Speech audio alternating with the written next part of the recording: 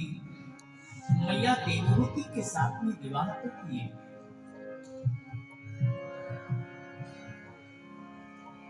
पर विवाह करते समय एक शर्त रखी इन्होंने।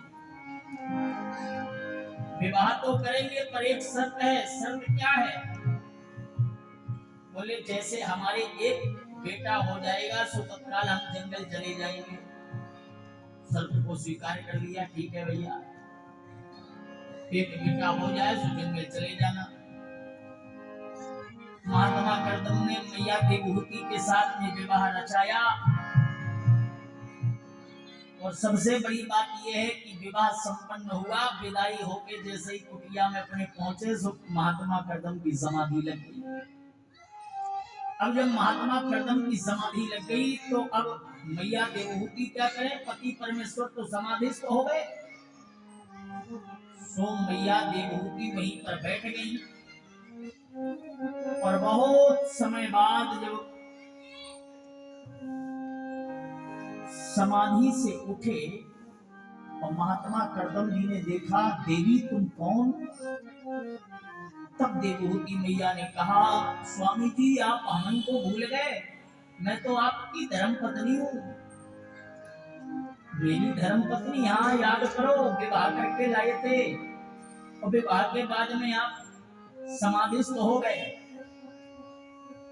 तो महात्मा कर्दम कहने लगे, ओ हम समाधिस्थ हो गए, तुमने तो ये श्रृंगार वगैरह सब उतार दिया, ये क्या हुआ? मैया देवहूति कहने लगी, स्वामी पत्नी का श्रृंगार अपने पति को प्रसन्न करने के लिए ही होता है। पत्नी श्रृंगार क्यों करती हैं? क्योंकि पति परमेश्वर, पहले हमारी माताएं सायंकाल श्रृंगार करती थी कि नहीं करती थी? पहले सायंकाल श्रृंगार होता था, लेकिन अब महाराज ये कलयुग चल रहा है, अब सायंकाल कोई नहीं करता, मार्केट जाने में सभी लोग श्रृंगार करते हैं। मैया देवहूति कहती हैं, स्वामी आप तो समाधिस्थ हो गए थे, तो मैं श्रृंगार ही किसके लिए करती? प्रसन्न हो गए महात्मा कर्दम, वाह, हाथ पकड़ा, सरोवर में बोले जाओ स्नान करो। जैसे मैया देवहूति स्नान करने गई, 1000 कन्याएं प्रकट हो गई, उबटन लगा रही हैं, और ऐसा दिव्य चमत्कार हुआ कि वही देवहूति मैया नई नवेली दुल्हन हो गई। तत्काल अपने संकल्प से कामक विमान को प्रकट किया और बैठ करके खूब आनंद, खूब सुख भोग लिया, और खूब सुख आदि भोग करके संकल्प ये प्रण था कि एक बेटा हो जाएगा तो तत्काल हम अपने गृह को त्याग करके जंगल जाएंगे, हम रहेंगे नहीं। लेकिन महाराज क्या किया जाए, बेटा तो हुआ ही नहीं, लगातार 9 बेटियां हो गई। अब जब 9 बेटियां हो गई तो एक दिन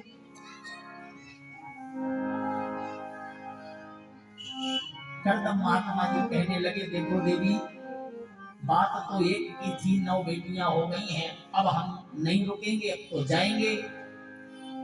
पर देवहूति मैया कहने लगी, स्वामी आप जाने को तो चले जाएंगे, लेकिन एक बात मुझे ये बताओ, आप जाने के लिए तो जा रहे हैं, ठीक है, लेकिन बुढ़ापे में हमारी सेवा कौन करेगा? अरे सेवा करने के लिए एक तो बेटा है जाए।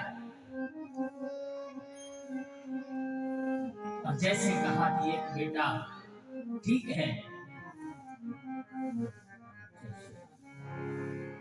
भगवान की ऐसी कृपा हुई कि 10वें संतति के रूप में स्वयं भगवान कपिल देव जी प्रकट हो गए। बोलिए कपिल भगवान की। भगवान कपिल प्रकट हुए। देखो 9 बेटियां ये साधारण नहीं है, ये 9 बेटियां जो हैं ये नव बेटियां नवधा भक्ति के रूप में प्रकट हुई हैं और भगवान कहते हैं कि 9 प्रकार की मेरी भक्ति है। 9 प्रकार में सबसे पहली भक्ति जो है वो है संतों का साथ करना। प्रथम भगति संतन कर संगा, दूसरी रतिमम कथा प्रसंगा। पहली जो भक्ति होती है ना महिमा, वो कौन सी है? बोले संतों का संग करना, संतों का साथ करना। प्रथम भगति संतन कर संगा, दूसरी रतिमम कथा प्रसंगा। याद रखना मेरी माँ, दूसरी प्रकार की भगवान की जो भक्ति है ना, वो ये भक्ति है कि भगवान की कथा में हमारा मन लग जाए, हमारी श्रद्धा, हमारी भक्ति जागृत हो जाए। और भगवान कहते हैं कि 9 जिनके एको होई और नारी पुरुष सचिराचर होई।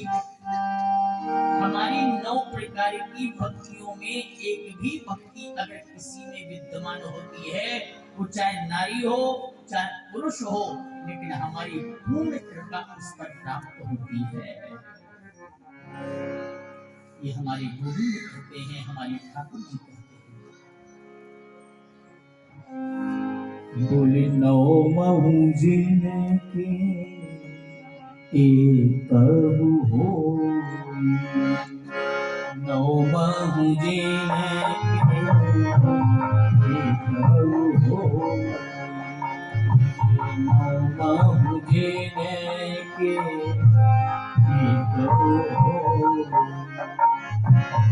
9 महू जिनके